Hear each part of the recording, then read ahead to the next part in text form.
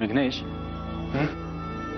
नाही म्हणजे तू वाईट वाटून घेऊ नकोस, पण कॅशचं आजचं वागणं मला काही फारसं पटलेलं नाही. दादा, आजचं वागणं काय? तिचं आता वागणंच पटेन असं झालंय. काय तिचा स्वभावच तसा आहे. मी तर आता पार हात टेकलेत तिच्या पुढे. हो नाही, आपण आता या क्षणी कॅश बद्दल बोलतोय, पण अभिलाषा सुद्धा काही वेगळं वागत नाही. नशीब, मीरा आजपर्यंत अशी कधी वागली नाही आणि मला खात्री आहे ती असं कधी वागणारही नाही. पण काय बघ ना, म्हणजे कॅश काय किंवा अभिलाषा वहिनी काय, या अशा का वागतायत तेच कळेन असं झालंय आता मला. डोक्याच्या पलीकडचं आहे सगळं.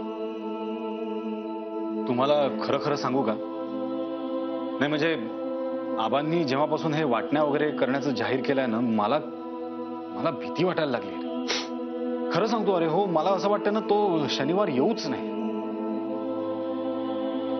काय या बायका असं का वागतायत रे? पण मला काय वाटतं सांगू का, आपण ना प्रत्येकाने आपल्या आपल्या बायकांशी ठामपणे बोललं पाहिजे की इथून पुढे आपण जे काही वेगळे होणार आहोत ना, तोपर्यंत या घरात वाटणी, प्रॉपर्टी हा कुठलाच विषयच नको. म्हणजे आपण आपलं नॉर्मल लाईफ जगूया. काय वाटतं तुला मीरा?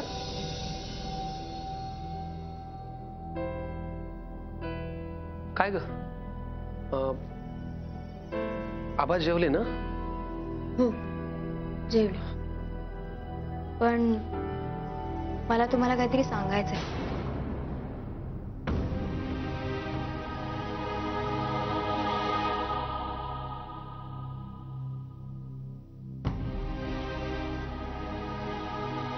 मी तुमचं बोलणं पूर्ण ऐकलंय आणि मला पटलंय सुद्धा.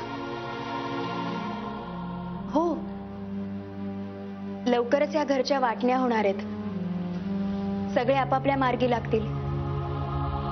कदाचित भेटू किंवा कधीच भेटणार नाही.